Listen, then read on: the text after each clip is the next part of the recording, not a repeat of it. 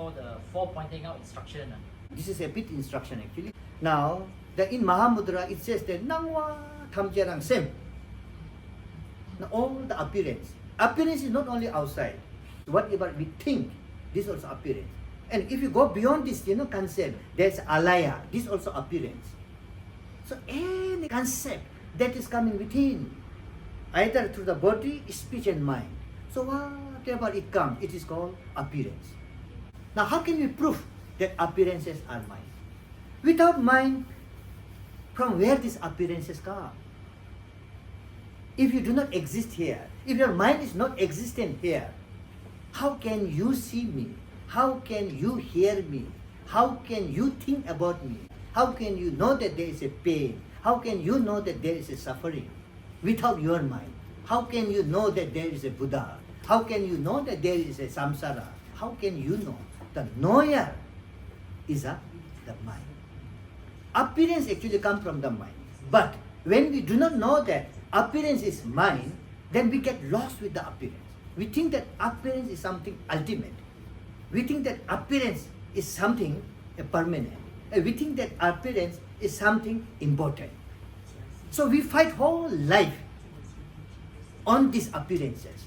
Appearance not necessarily just whatever we see, not like that. Even our thoughts and concept are appearance of mind, which actually doesn't exist, and it's just a reflection from our mind.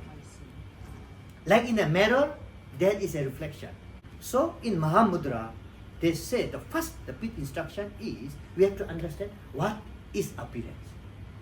After understanding the characteristic of appearance, then we examine from where this appearance comes. Appearances are produced like sense organ, sense object. When the sense organ come into contact with the sense object, then in between the concept comes. Concept is not possible without the connection of subject and object. Can you have any concept? Can you think anything beyond without depending on the subject and object? Cannot.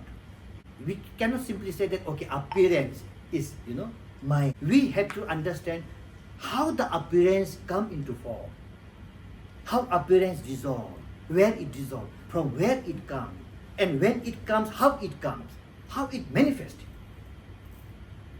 In my eyes, I can see these are the manifestation. But just knowing, oh, this is my appearance is not enough. Now I should know how come that my mind has created this red, yellow, green, black, blue, good, bad, yes, no, so many things. How it is created. So we have to understand this.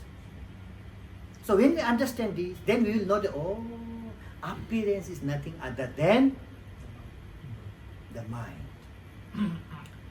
Now, knowing this, again, is not the ultimate. Now, what is mind? Nangwa, sem su di, sem tong par ngote.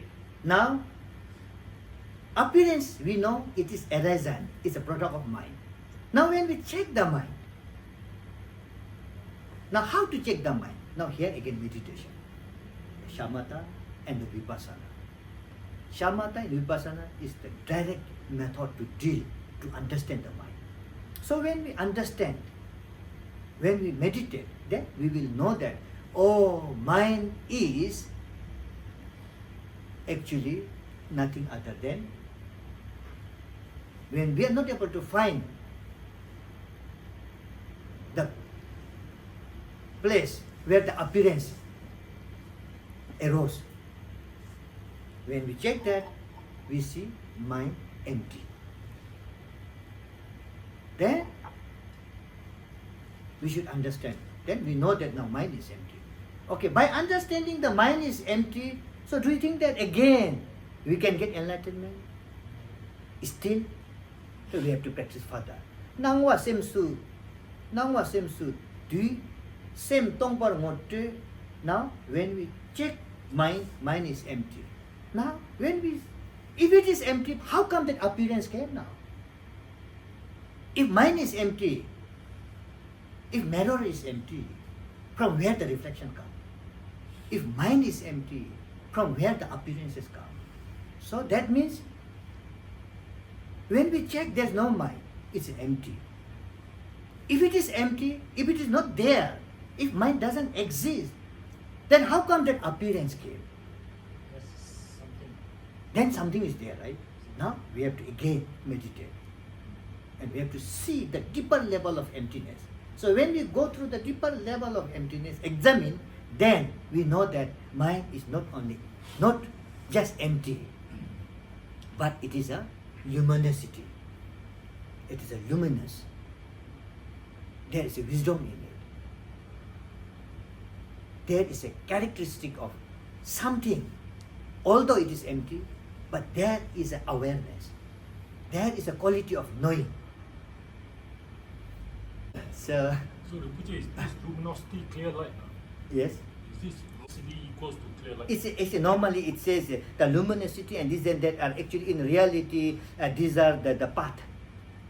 It's a path process, but again we cannot simply say it's a path because it can be considered as a fruition also, because the nature of mind. We said the rikpa, the awareness. So to understand awareness, the rikpa has got different levels. Shi rikpa, the awareness of our base. Lamgi rikpa, the path awareness. Then when we travel the path, when we be in the rikpa, then Chelgi rikpa, the effulgence, something, whatever, that Chelgi rikpa. Then whatever appear, we have to, through the rikpa, we have to integrate this thing and become a one rikpa. So when we practice like that, then knowing the awareness, that the rikpa, and looking at those, the manifestation rikpa, then we find that ngo, again emptiness. So ngoi rikpa, then devi rikpa. So like that. But before understanding these rikpas, we should again understand what is the mindfulness. There are three mindfulness in Vajrayana practice, tantric practice of Vajrayana. Dvijigi Tempa, Chunigi Tempa, Ramlik Yeshi Tempa. The Dvijigi Tempa means that the mindfulness that is a mundane one. The Chunigi Tempa means we understood the selflessness of I and selflessness of phenomena, then being in that without wavering, just keeping mindfulness, not particular point, but being in that wisdom. So it's called Chunigi Tempa. Then when we be in that for a very longer time, then when we practice that, then we reach to the Rangarik Yeshi Tempa, the primordial awareness, the primordial mindfulness awareness. Once we understand the primordial mindfulness, then only we can go to the first, the Shi Rikpa. Shi Rikpa means the base awareness. When we reach base awareness, we have to travel. Travel is nothing like walking, but abiding in that. When we abide in that, it's called path Rikpa. When we travel the path, we will come across so many manifestations, inner and outside. So we have to integrate with that. So it's called the manifestation Rikpa. Then when manifestation comes, we have to again integrate, knowing its essence. So essence awareness. Once that this essence perception also integrated completely, then we reach to the Devi Rikpa. That means the fruition. So it's called primordial wisdom. So like that. Simply we cannot say, okay, this is Rikpa. As I mentioned yesterday, there is a big possibility of getting mistake that this is nature of mind. Although we practice shamatha, the thoughts are dissolved, and mind, wherever I want to stay, I can stay in mindfulness, even if I eat, even if I talk, even if I shout. So I be in the one mindfulness, without a concept, without a thought, one can maintain. So sometimes we think that this is a Rikpa. This is nothing other than the shamatha clarity. Clarity of shamatha. You are abiding in the shamatha clarity. Now, to abide in the nature of mind clarity, we have to anyhow understand, realize, experience the selflessness of I and the phenomena. Combined together, there's no attachment, everything is dissolved. That state, when we are able to maintain emptiness yet clarity, clarity yet emptiness, then that is nature of mind. This also, if I talk about the Dzogchen point of view. So when we practice like this, then suddenly a person who has realize some kind of the test of Dzogchen. So whatever he see the appearance, he will see as appearance emptiness. Outwardly. Innerly, whatever he experience, he will experience as a clarity emptiness. Clarity emptiness. So secretly, this through the clarity emptiness, it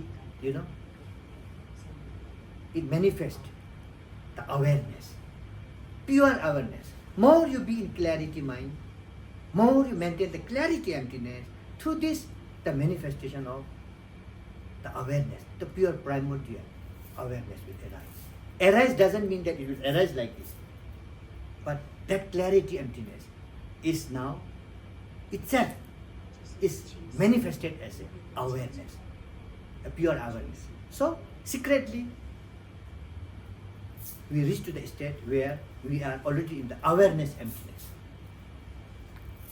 And the outwardly appearance emptiness, innerly clarity emptiness, secretly the awareness emptiness. When these all are combined together, one product comes, and one we abide in one state, so that is called bliss emptiness. And most probably the Mahamudra, they talk more about the bliss emptiness.